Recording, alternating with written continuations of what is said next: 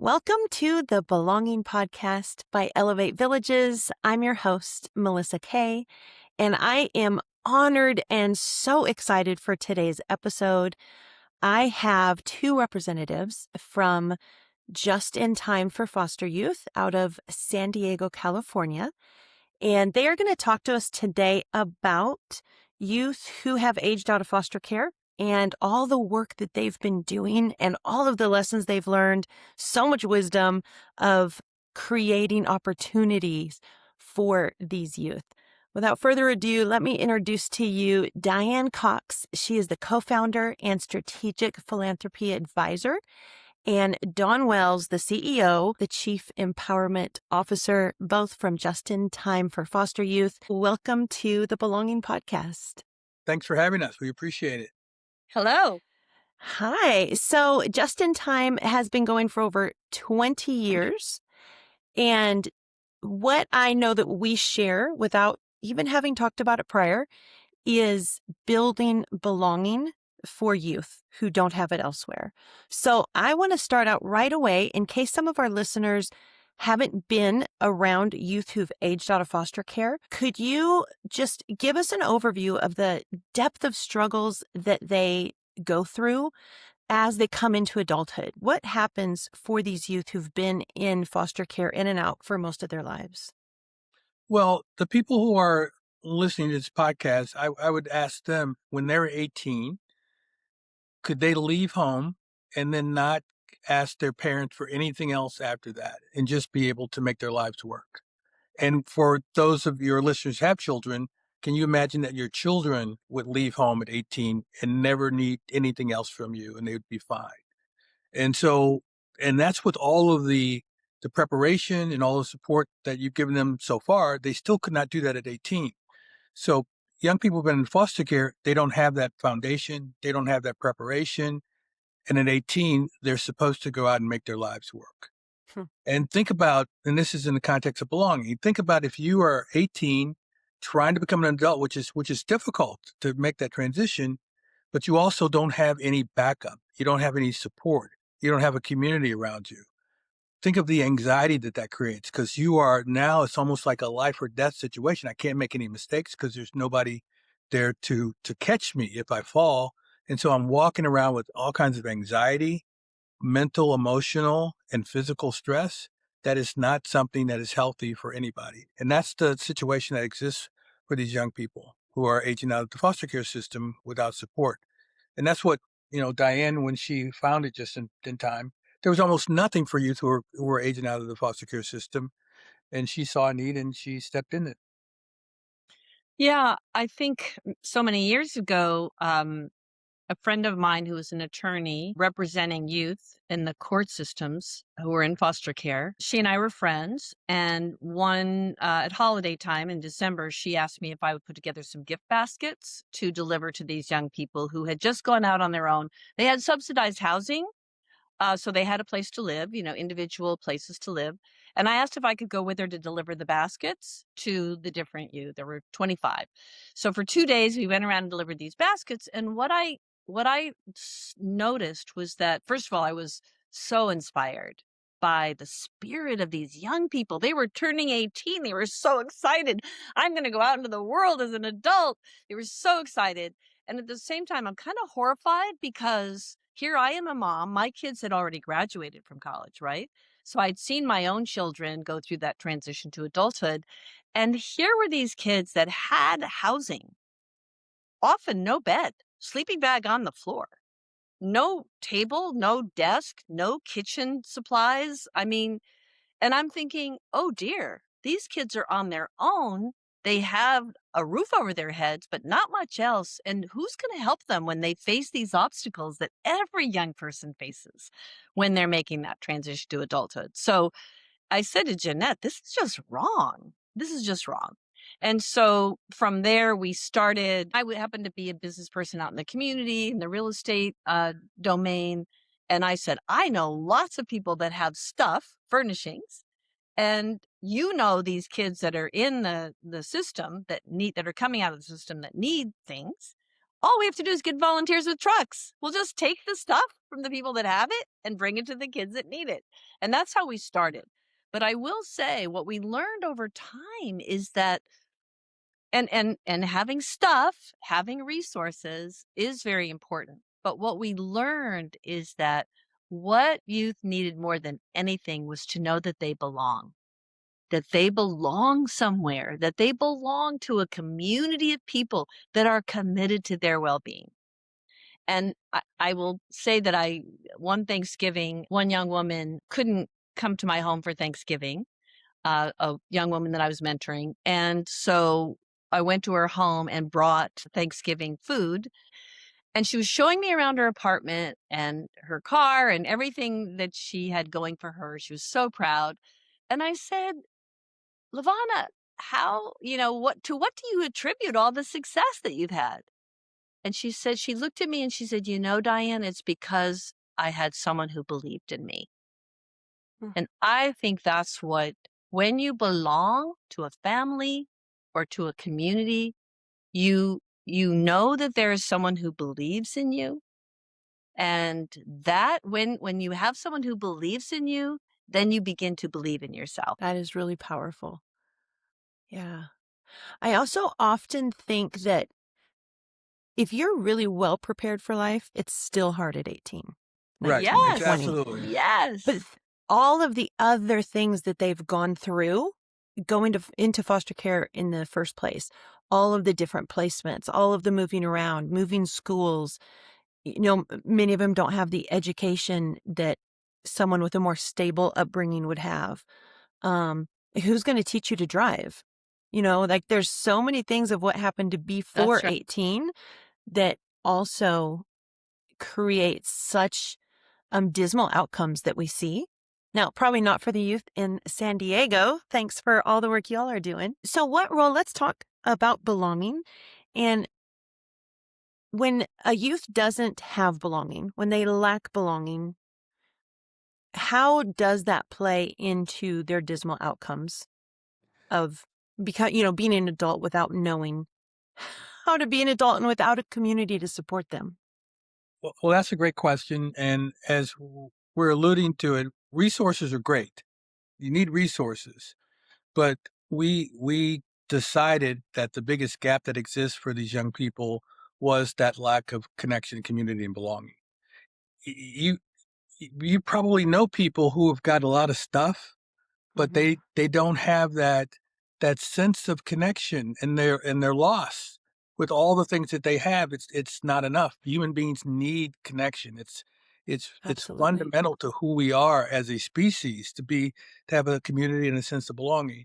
And the way that really was manifested to me before I became the CEO of Just in Time, I got started in this whole thing. I was working for a TV station as their marketing director, community affairs. And after the Columbine shootings, I was listening to all these things about disconnected young men and how they needed to have mentors and coaches. And so I created a campaign to recruit 1,000 male mentors by Father's Day that year. So I became a mentor myself. And the young man I was mentoring, it became him and his sister. He was 9 when I met him, and she was 8. And so I started mentoring them, and they both went into the foster care system soon after. And it was not the first time they had been in foster care.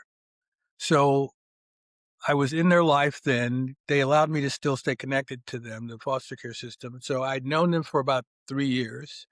And Jeanette Day, who was one of those people with Diane, she was their lawyer. So that's how I got to meet Jeanette.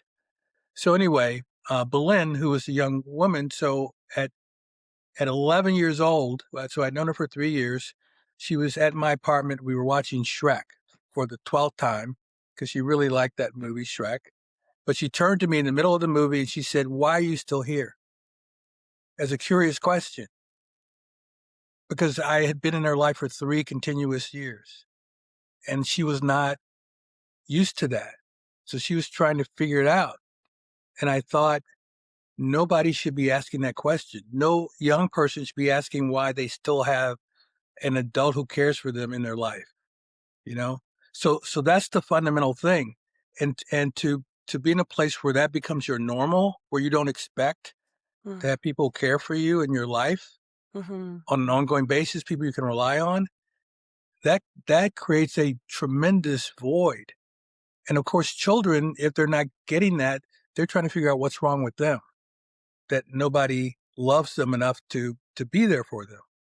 And that's, to your point, that's what gets carried through, where these young people are trying to figure out what it is that's wrong with them that creates a situation where people are not there for them.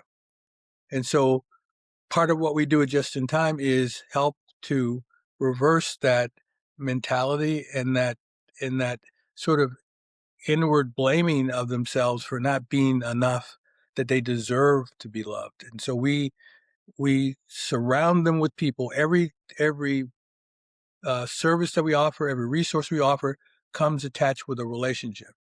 Every Mm. one. So at the end of the day, when they're with Just in Time, they might have 5 different adults that they're connected to. They're also connected to our staff who are majority lived experience in foster care, who understand what they've been through and are saying, yeah, there's nothing wrong with you. There's stuff that happened to you. And we're going to help you to get to that next level. And then they also form a community among themselves where they Mhm. reinforce that sense of belonging. So now they have their community that they create. So we don't have clients, we have participants in our community. Everybody is part of creating that sense of belonging for each other. So it's an empowerment as opposed to we're here to fix you and to fix your problems. It's we're empowering you to join this community and help other people get that same sense of belonging that you want and you understand, and you're getting it also in that process. And I think to your point, Don, our age range is 18 to 26. But then when a participant turns 27, they become alumni. And then as alumni, they're still part of our community, and that lasts for a lifetime. Um, just as an example, with our College Bound service, you get laptop, printer, supplies for your dorm furnishings, but you also get connected to a volunteer. And the expectation is that that volunteer from the community will be there to guide you along the way, all the way to graduation and beyond.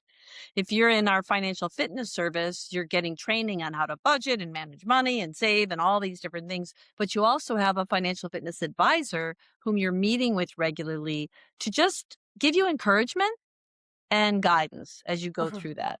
So every service has that connection to a volunteer. And as Don said, you're also doing this with other participants, other youth, and you're seeing how well they're doing. Well, if they can do it, maybe I can do it. So I think that's what belonging does too, is it gives you role models, belonging, but it also gives you fellow travelers, right? It gives you Mm. others that you can look to as part of your tribe. You need more than one person. And you definitely need people that are doing this because they care about you, not because they are paid to do it. Because I think that's what foster youth have been in foster care. There are social workers that are paid to care about you, right? But then after you turn a certain age, they're gone. They're not there. You think, well, that was my really good friend. No, they're gone. Yeah. We Right. want to That's what we're creating, something very different from that. These are relationships that at best case scenario, these relationships go on for a lifetime. And I think, Don, you always give the example of a young woman who met her advisor through financial Right. fitness. And Right. She came to us at 19, and her goal in doing financial fitness, which is teaching people about money, their relationship with about money, saving, and all of that stuff. Her goal was to buy a house in San Diego at some point. So this is a 19-year-old in San Diego, where buying a house here for anybody is it's like a big goal. Yeah. So, but that's what she wanted to do. So she got this financial advisor. He started working with her. When she was 32, she bought a house, and he was still working with her that whole time. He, 13 years later. he was at Wow. her wedding when she got married. He was there for the whole thing because now he was part of her community, part of her support system.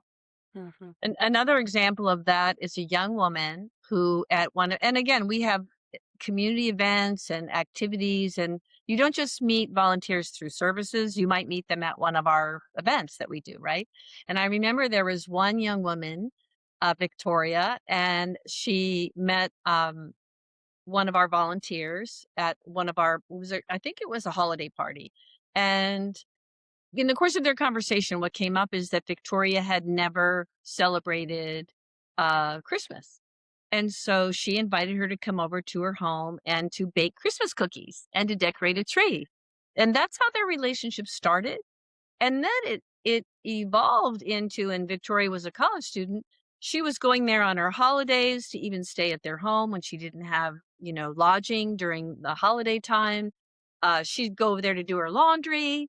When she went to study abroad, they gave her their air miles to pay for her air flight over, and they are still connected today, and I think it's been about 15 years, Right. and she is like their daughter, that they view her as their daughter, and she views them as her parents. And she said to me one time that in as difficult as her childhood was, that what she realizes now is through Just in Time, she has this amazing family Yeah. that she wouldn't have had, and all the opportunities and all the love that's come into her life through many channels, has really, it's such a blessing, and she sees it as a blessing. What do you contribute? What do you contribute to the fact that you have created this entire culture of people creating belonging for each other?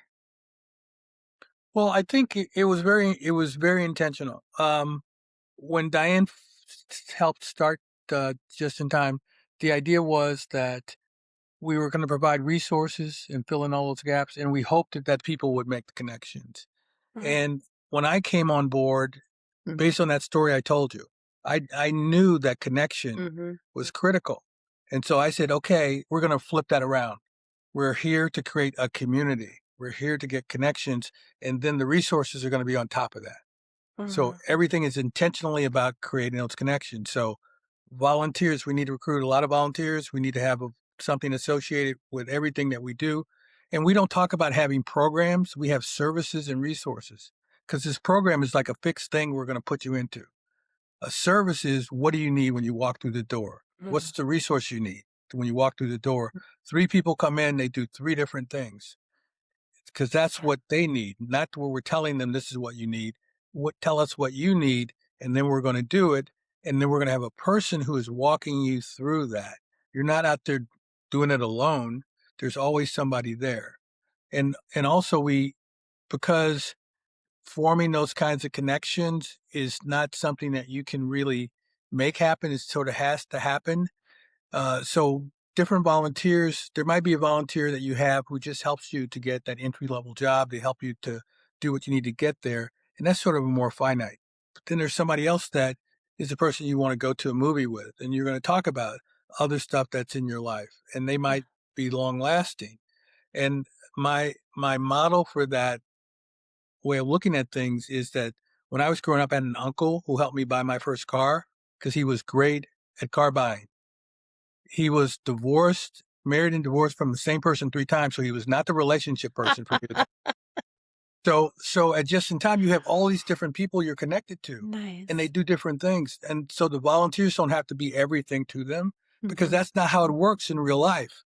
Too Uh, so much pressure. yeah, so much pressure, and you can't do it.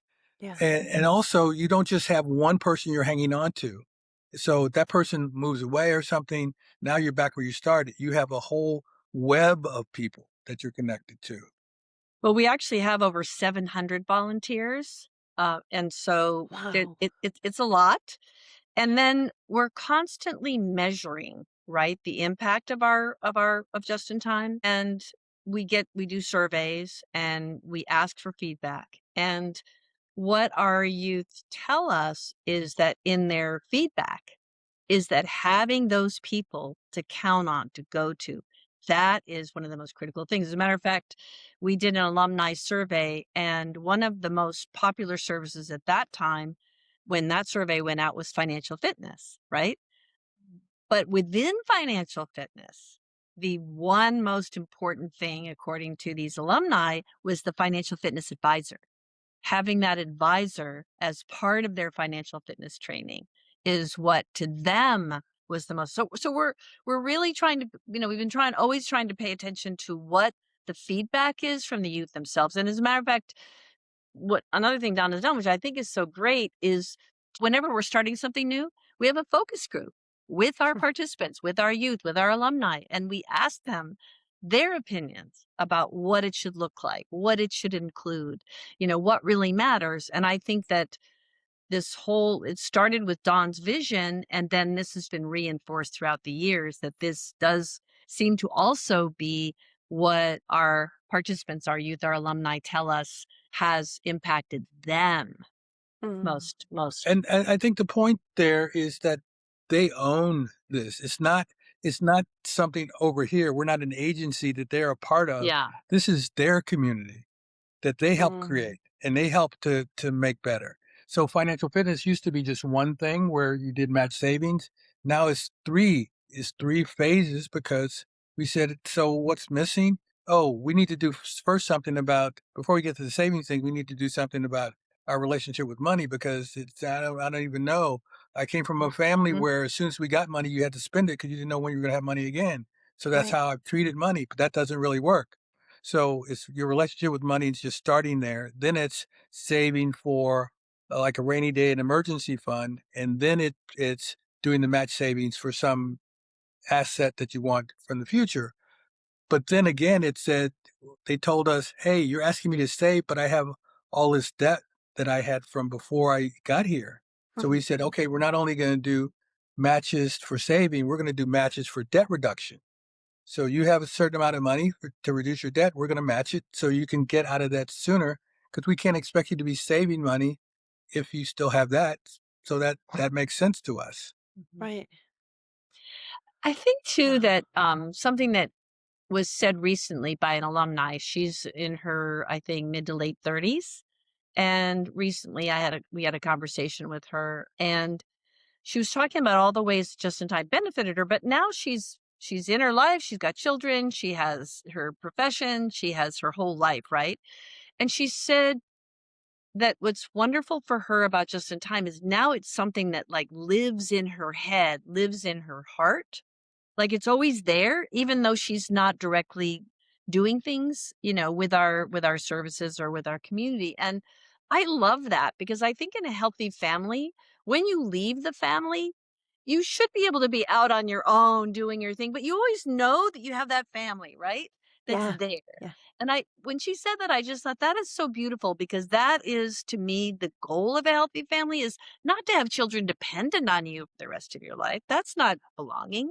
To me, belonging is when they're there in your mind, in your heart. And that's that's the belonging piece that I think is so critical for all human beings.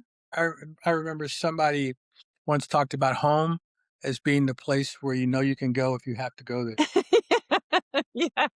Yeah, exactly. Exactly. Yeah, that's I have a story for you, and I don't know that you know this, but I've been, of course, following your work for a few years now as we're setting the foundations for Elevate Villages, and in doing so, I ran across your Shark Tank competition, and through that, I knew that one of the finalists or winners is Michael Potterf. And I can say his name because he was actually on our very first episode of the Belonging podcast.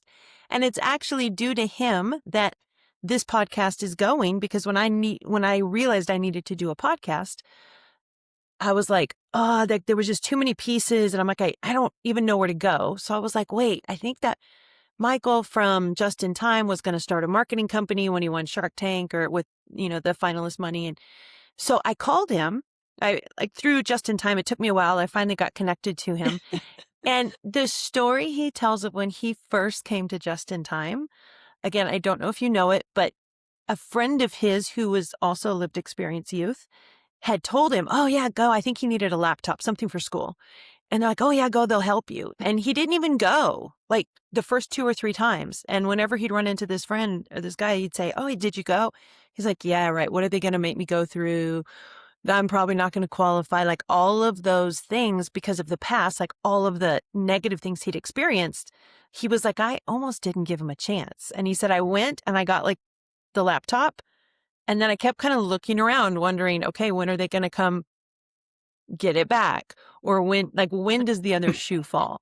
And he's like, then it was the second thing I needed and they provided. And then the third thing, I was a little quicker to go and ask and they helped me.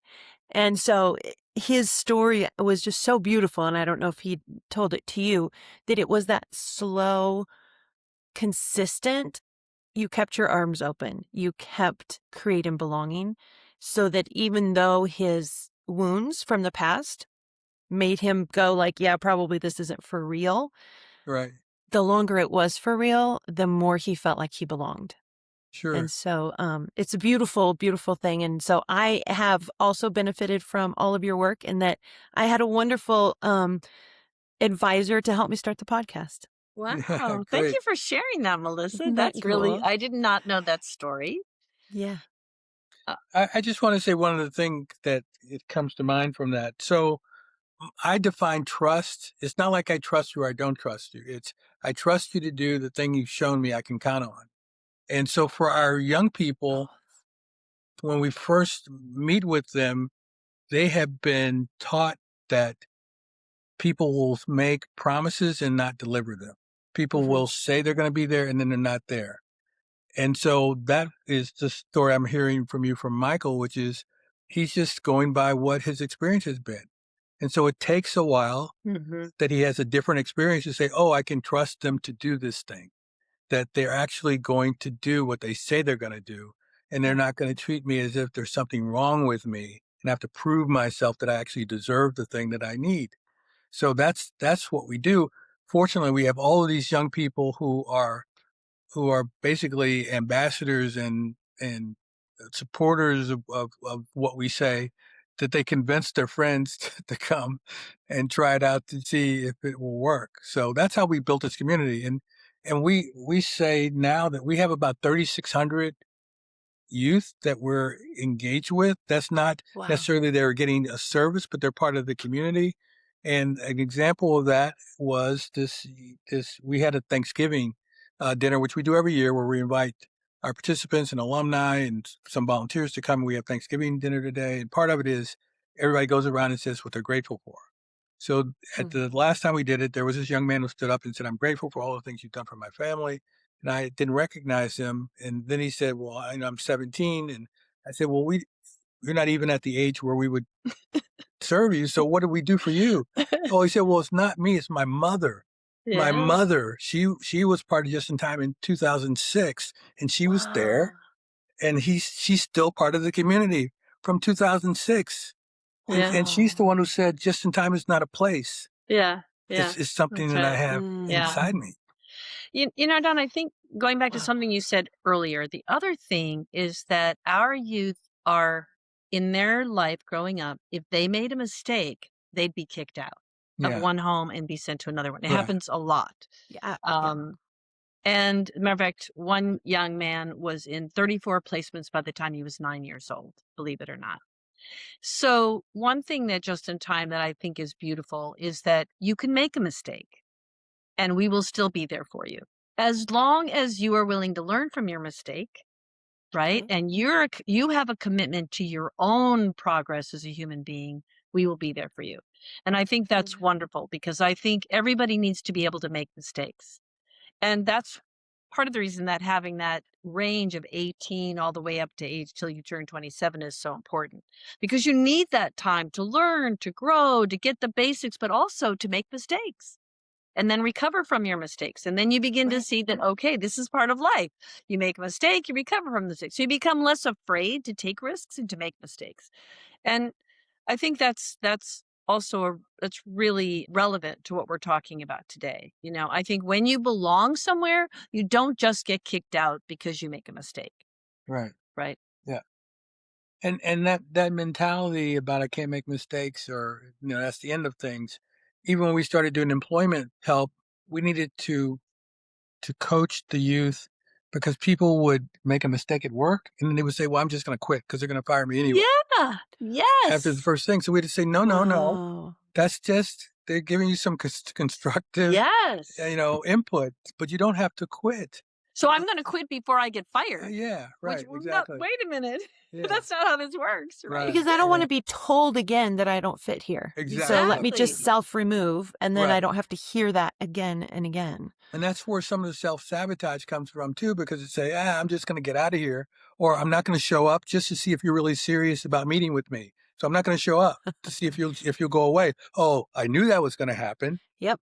And so so it verifies my expectation. So getting past that is part of what that experience of belonging actually does. It goes back to what Diane said. When you're in that space, you start to figure out, I don't have to be perfect. I can make a mistake.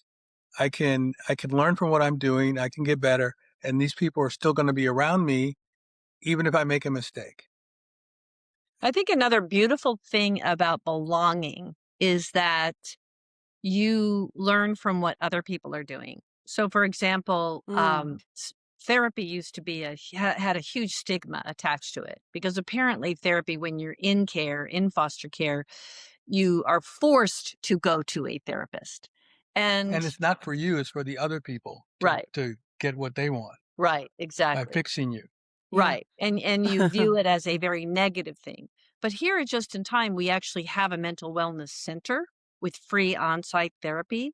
And what we've learned is that now it's almost like a badge of a badge of courage or a badge of achievement. And someone will just be there and say, "Excuse me, I got to go to my therapy appointment."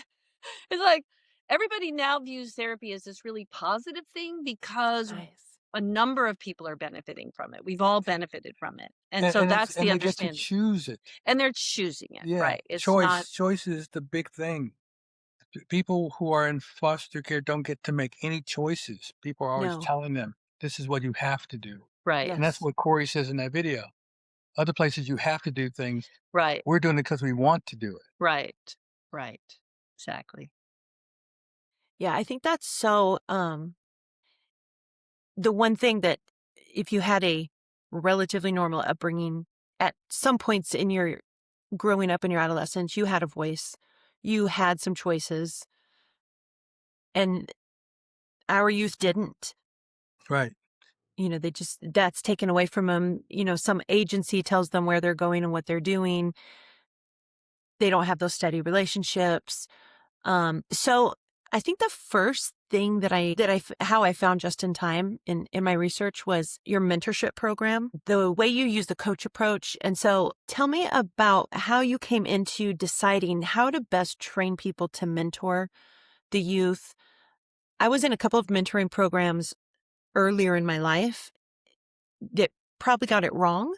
And so the way you're doing it, because I know other models, I was so impressed. Let's start with empower parties. What are empower parties? I guess that's for me to respond to. So like many nonprofits, we used to have an annual gala, basically a celebration. And it was the usual thing, the live auction, the silent auction, the paddle raise, all of that. And then as a matter of fact, 3 days before our Empower Party was that 2020? 2020. Yeah. The pandemic had occurred and everybody had to shut everything down. So 3 days before our annual event, where we made a lot of the money that we count on to run our organization, it was shut down. So needless to say, that was very challenging. But what we did, we reached out to the community and everybody that was a sponsor and said, look, would you convert your sponsorship to a direct contribution? They all said yes. So we ended up fine. But the following year, we could not hold a group event. Nobody would come. And I don't even think it was still even allowed. So what we did is we decided to have these things called empower parties. And we held them at a restaurant where it could be outdoors. So nobody was inside a closed room. Smaller number of people, 75 to 100 outdoors, right? Instead of having one event, we had 5 events, 5 of them. in different regions of San Diego where most of our supporters live. Everybody came and everybody loved it, because what we did is we would have a table of 8, 6 supporters or visitors or guests, and 2 of our either our youth or alumni or our staff sitting at the table. The feedback that we got was that this was so great because you could actually have a conversation. You could get to know this youth. They could get to know you. It was very meaningful conversation. We didn't do the live auction or the silent auction or even a paddle raise. We just put a pledge card on the table, right? Hmm. And we ended up making much more money from the Empower parties than from the annual event. And what's beautiful about it is that it's so connected to our mission of connection. And even before the Empower parties, every year we have an etiquette dinner where we have a simulated dinner party with the tablecloth of food, everything set up just like it would be at the Empower party. And our youth and staff and alumni get to come together and learn a little bit. We have an etiquette instructor who's hilarious and really fun. It's so much fun. And you learn all about, where silverware gets said and how to start conversations or how to answer difficult questions. Even about, wine glasses and the whole thing. So that when our participants come to an Empower party, they are prepared. As a matter of fact, they probably have better etiquette than the guests, right? I was People going to who come. say, like, what amazing skills. Yeah, Just, I mean, even if it's preparing them for that party, like those are life skills to know how to Yeah. show up at a formal dinner, to how to right. start a And conversation. just to give you an example of one of our participants, and he's now a very successful person in the venture capital field. Every time he came to an Empower party, he got his job for the next summer. He was in college. So, and I remember because the very Nice. first one that he got was he sat at a table with the owner of Coyote Ugly, the restaurant Yep. saloon.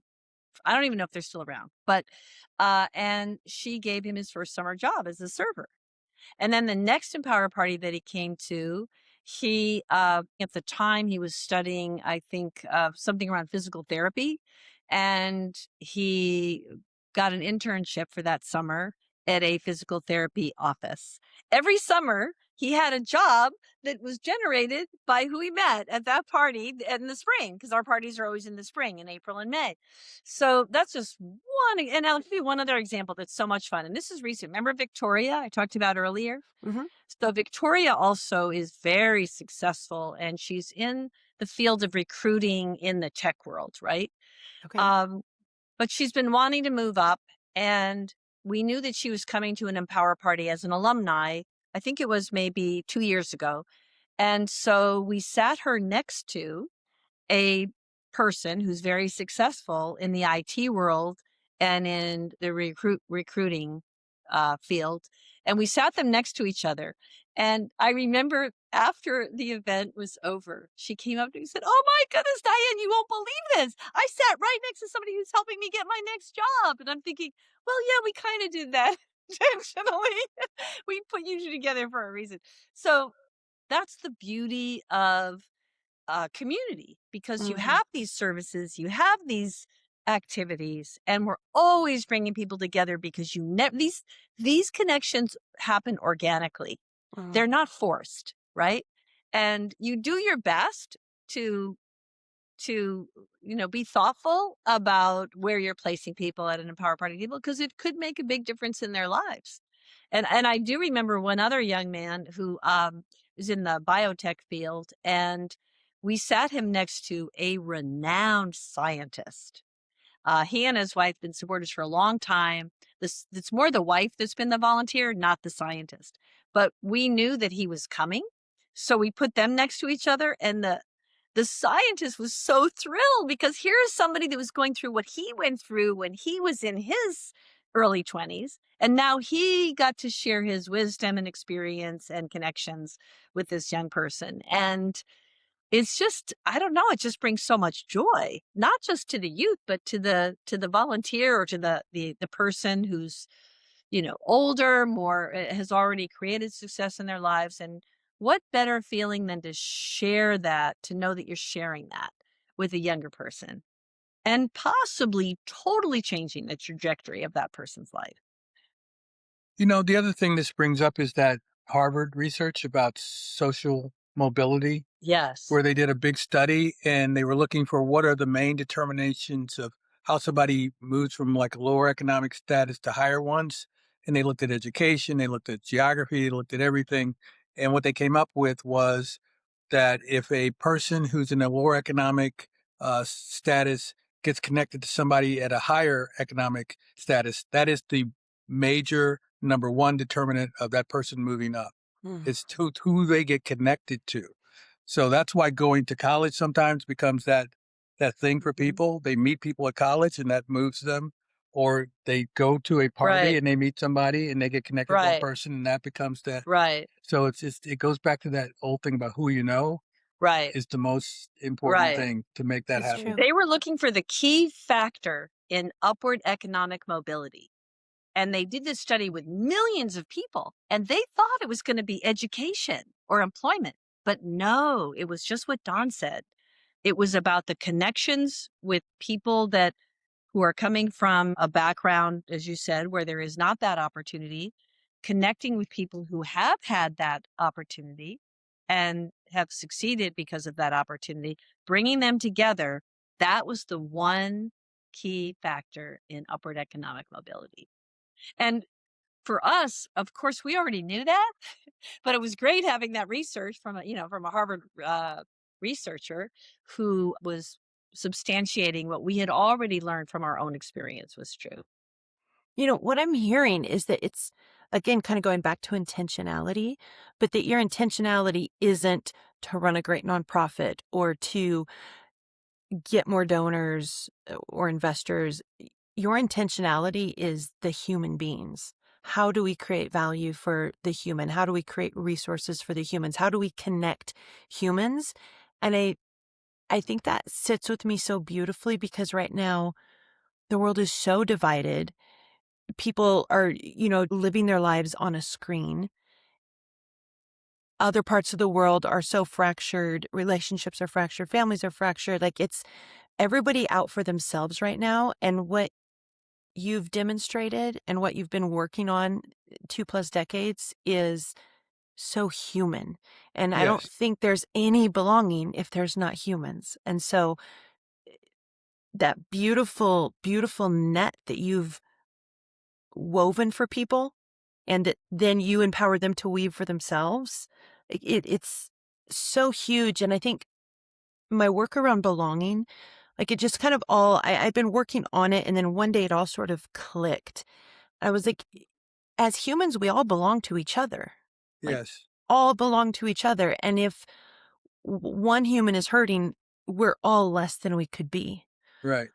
Um, so I want to reinforce what you're saying, which is without that belonging, without that connection, that is not a nice thing to have. It's a vital thing. It's an essential thing. And when we don't have it, things start to unravel. Mhm. And if we don't recognize that and act on that with intention, it's gonna come apart. And I think, to build on what you just said, Don, for me, belonging brings joy. Yes. I feel so much joy in belonging. And I have seen so much joy for our participants and Right. our alumni. Right. And they connect it. They say, actually, they openly say, it's because I feel like I belong. Yes. Right. So there's joy for our participants and alumni, and there's a lot of joy for our volunteers and our supporters, and not even the people that are not volunteers, but support us financially. Right. So I think that what I have seen is that there are so many people that want to give back. They want to include others in their world of success. They don't know how to do that in a safe way. So it really helps to have an organization like Just in Time because they know it's safe. We vet our volunteers, we vet our youth. It's safe for our volunteers, it's safe for our youth. And I think that having seen how much joy this gives people, And then our volunteers share with other volunteers. You gotta be part of this organization. It's so much fun. It brings so much joy. It's not for everybody. Some people would rather be involved with an animal organization, like being with animals. That brings them a lot of joy. And there's belonging in that too, right? But I think that joy for me is it's brought me so much joy, and I see so much joy around me. And so just wanted to say that. Well, I'll say one other thing. There's a guy. His name is David White. He's a poet, and at the end of one of his poems, it ends with "Whatever or whoever doesn't bring you alive is too small for you," which I really like that, because I know in my own journey, I'd work someplace, it would sort of get too small because I wouldn't learn anything anymore, and I couldn't be a catalyst, so I'd move to the next thing. And so I'd never worked at the same job for more than 3 years, because I would keep moving to another place where I could keep growing. So I've been at Just in Time now in this job for 16 years, because my purpose is to be a catalyst, is to learn something new every day, and is to make significant connections. And I've been able to do all those three things for the last 16 years. So that's perfect for me. The other thing about David White, he wrote a book called The Three Marriages.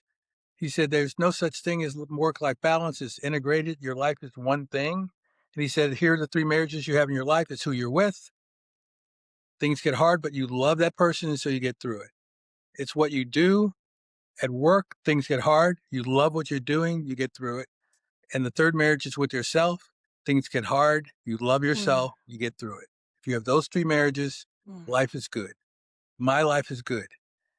And Don, I think that speaks to the foundation of Just in Time. So we're always looking at the whole person. It's not just about, like, we do help our youth set up their first apartments, and they get to choose what the color scheme is going to be. They get to choose the furniture, the style of furniture.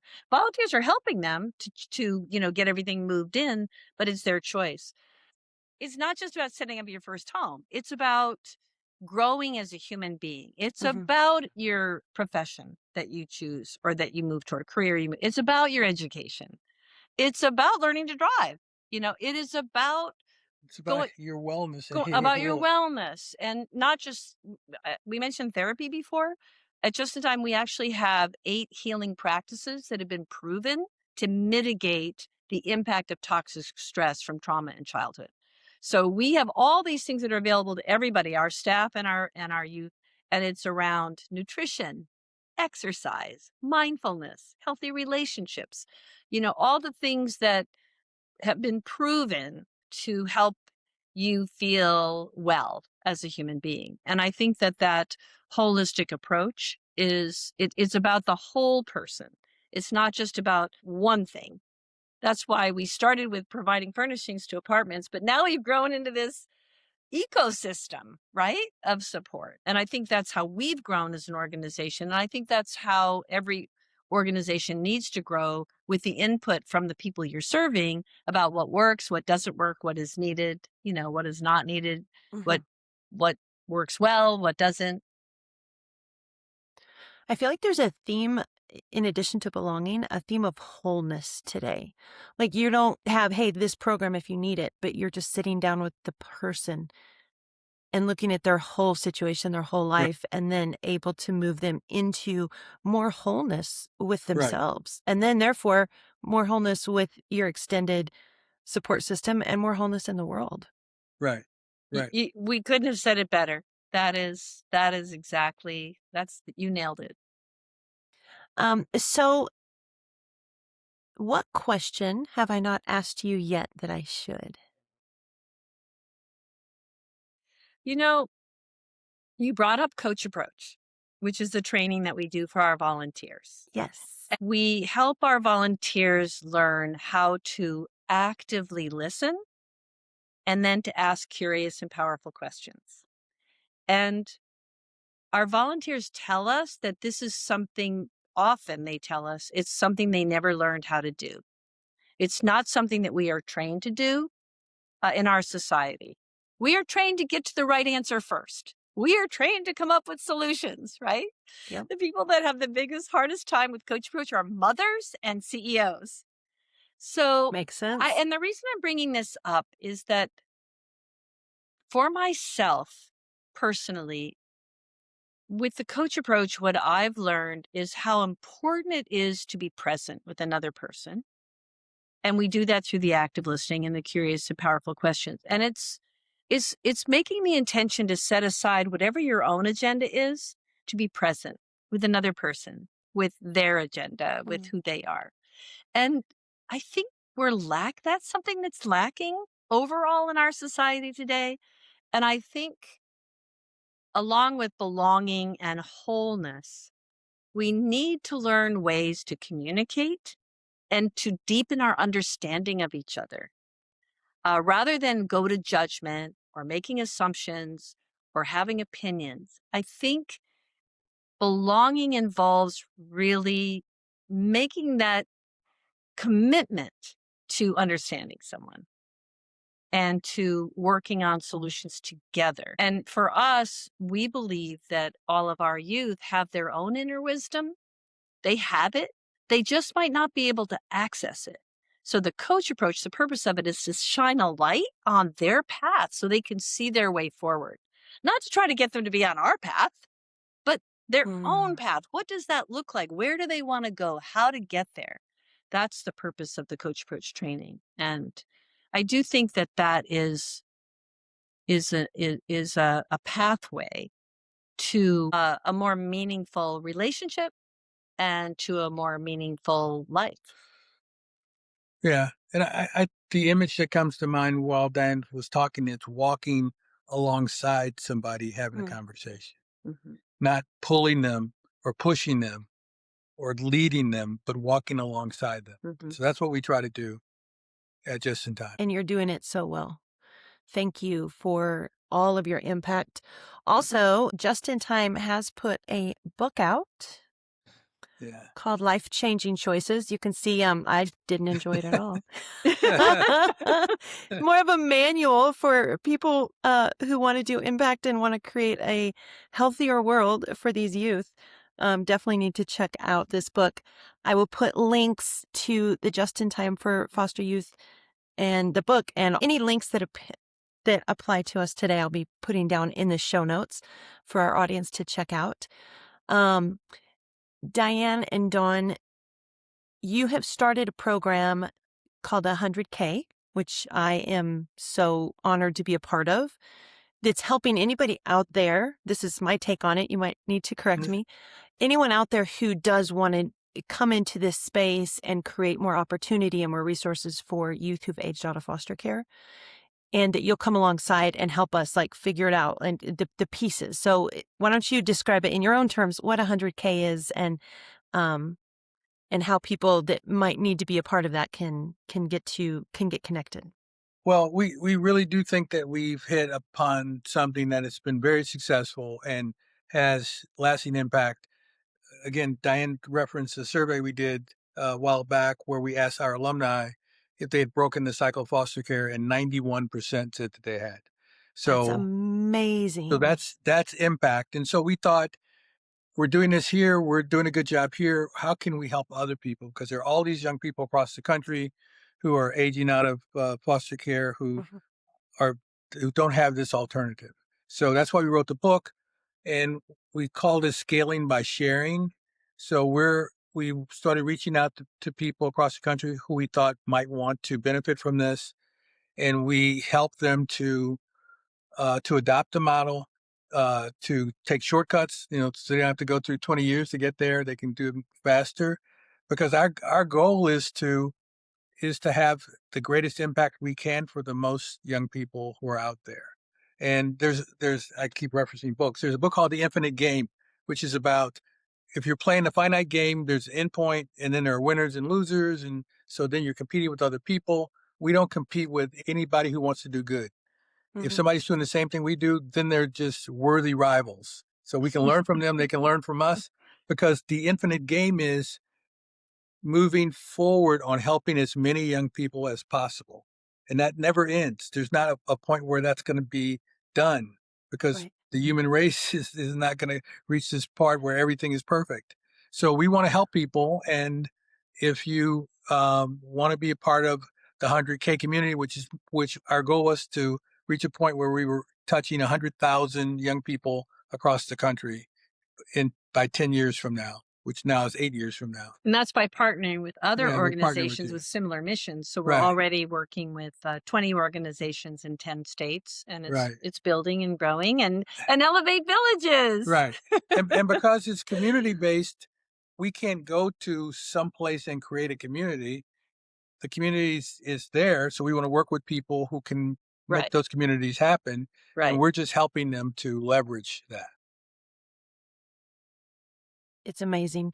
So the Elevate Villages, we will be taking our national tour a little bit later this year. And we're so excited because we get to go on the road, meet with, hopefully I'll get to actually hug you both in person, but meet with people who are making changes all over the country and encourage people, have discussions about belonging, because the seeds that can be planted when people, like you said, everyone has their own wisdom within them. And if we can talk about belonging and the people who don't belong and how we can welcome them in and how we can provide resources for them, not only can Elevate Villages grow, but also things that don't even exist right now when people start thinking and believing and belonging in spheres like this, belonging in rooms like this, how much more belonging we can create in the world and how we can heal people around us who are just suffering.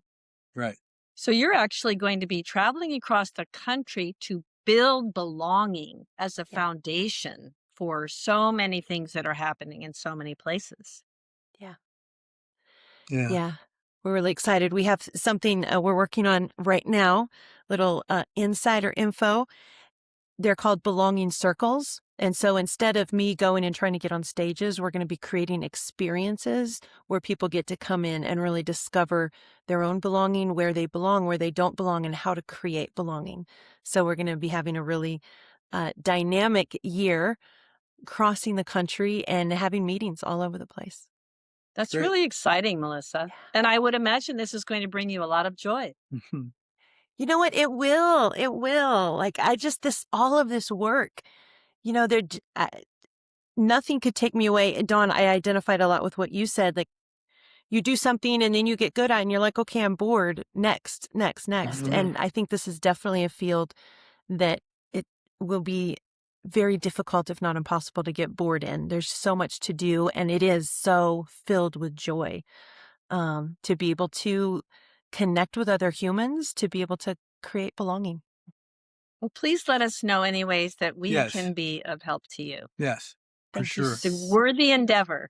Exciting. Thank you so much. Well, you showed up today, and that is amazing. All of your wisdom from the past that I've learned, and now sharing it with the Belonging Podcast audience. Dawn, Diane, thank you so much for being here today. Thank Thank you. you. This has been the Belonging Podcast by Elevate Villages, where we build belonging together.